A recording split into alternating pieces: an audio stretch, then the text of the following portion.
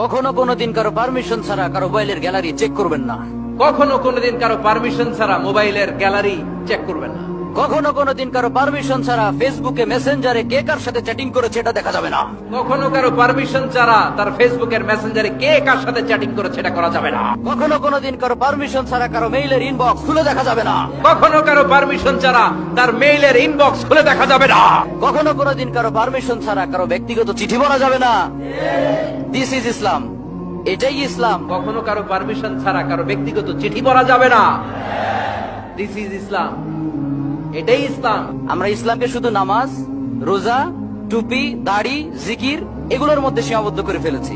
আমরা ইসলামকে শুধু নামাজ আর রোজা আর জিকির আর এই দাড়ির মধ্যে সীমাবদ্ধ করেছি। প্রত্যেকের একটা প্রাইভেসি আছে না নাই? Everyone has privacy and no one should interfere in his privacy or in her privacy. প্রত্যেকের একটা প্রাইভেসি আছে না নাই?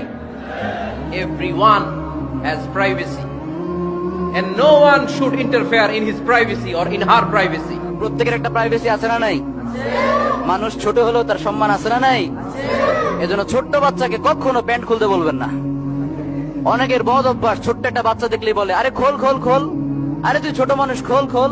আছে না নাই? ওরও প্রেস্টিজ আছে, ওরও সম্মান আছে। প্রত্যেকের একটা প্রাইভেসি আছে না নাই?